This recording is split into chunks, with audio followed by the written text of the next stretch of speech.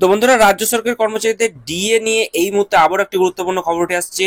রাজ্য সরকারি কর্মচারীদের বকেয়া ডিএ মেটাতে আবারও একটি গুরুত্বপূর্ণ পদক্ষেপ গ্রহণ করা হয়েছে সরকারের তরফ থেকে। সেটা আপনারা অনেকেই জানেন, অনেকেই জানেন না।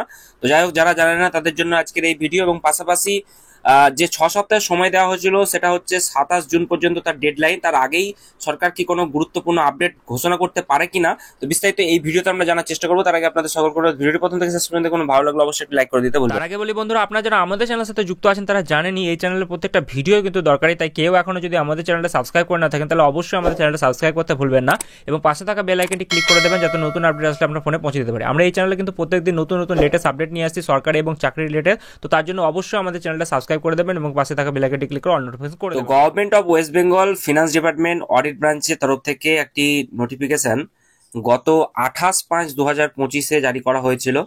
তো আমরা দেখেছিলাম সুপ্রিম কোর্টের নির্দেশ অনুসারে গত 16ই মে 25% ডিএ মিটিয়ে দেওয়ার নির্দেশ দেওয়া হয়েছিল এবং তার পরিপ্রেক্ষিতে সরকারের তরফ থেকে কোনো নির্দেশিকা না আসলেও একটি নোডাল অফিসার নিযুক্তির একটা নোটিফিকেশন তারা প্রকাশ করেছে ফাইন্যান্স ডিপার্টমেন্টের তরফ থেকে। এবং সেখানে দেখা যাচ্ছে যে শ্রী দীপঙ্কর বণিক বলে একজন রয়েছেন, যাকে কিন্তু এই নোডাল অফিসার নিযুক্ত করা হয়েছে। তো সেটাকে কেন্দ্র করে একাধিক প্রশ্ন আপনাদের মনে আসছে। তাহলে এই নোডাল অফিসার নিযুক্তিকরণের ফলে তাহলে কি ডিএ আমাদের পেতে সুবিধা হতে চলেছে? কারণ আমরা সুপ্রিম কোর্টের অর্ডারে কোথাও দেখিনি যে কোনো কাউকে নিযুক্তকরণের কোনো কথা বলা হয়েছিল। কিন্তু রাজ্য সরকার চাইলে অবশ্যই যে কাউকেই নিয়োগ করতে পারে সুবিধার্থে, সেটা কিন্তু আমরা জানি। তো এক্ষেত্রে আমরা যেটা দেখতে পেলাম যে শ্রী দীপঙ্কর বণিক তাকে কিন্তু নিযুক্তিকরণ করা হয়েছে নোডাল অফিসার অনুযায়ী। এবং সেটা যেটা বলা হচ্ছে এখানে দেখুন যে public service related to this department. তো সেক্ষেত্রে পাবলিক সার্ভিসের জন্যই এই যে দীপঙ্কর বণিক মহাশয় তাকে কিন্তু নোডাল অফিসার নিযুক্তিকরণ করা হয়েছে। তো এটাকে কেন্দ্র করে একাধিক প্রশ্ন আসছে, তাহলে কি ডিএ তে কোনো ইম্প্যাক্ট পড়বে? তো এখানে তার দেখতে পাচ্ছেন ডেজিগনেশন দেওয়া রয়েছে, অফিস রয়েছে এবং তার সঙ্গে ইমেল আইডি এবং তার সঙ্গে আরো কিছু ডিটেলস এখানে দেওয়া রয়েছে। তো আপনাদেরকে জানিয়ে রাখি, রাজ্য সরকার একাধিক পদক্ষেপ গ্রহণ করতে শুরু করে দিয়েছে। আমি অলরেডি মে মাসের শেষ দিকেই আমি আপনাদেরকে বলতে সেটা শুরু করেছিলাম। এবং আজকে যেটা আপডেট সেটা আপনারা দেখতেই পাচ্ছেন যে এই নোডাল অফিসার নিযুক্তিকরণের একটা আপডেট কিন্তু এসেছে। তো সেক্ষেত্রে সেটা ডি এর জন্য কোনো স্পেসিফিক সেটা কিন্তু বলার নেই এখানে।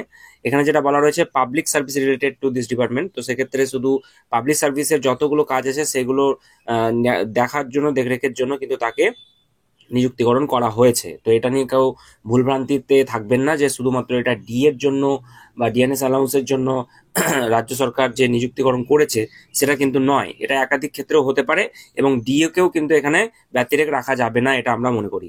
তো এরপরে আরো কি খবর আছে অবশ্যই আমি আপনাদের সঙ্গে শেয়ার করব। তো দেখুন, 27 জুনই যেটা জানা যাচ্ছে যে 25% মহার্ঘ ভাতা মিটিয়ে দেওয়া দরকার নাকি দরকার নয়, এই নিয়ে একাধিক প্রশ্ন থাকলেও আজকে যেটা একটা আপডেট আসছে সেটা হচ্ছে ডিএ নিয়ে আচমকায় আসার আলো কিন্তু দেখা যাচ্ছে। এবং সেক্ষেত্রে সেটা জুন মাসেই, সেটা বলার অপেক্ষা রাখছে না।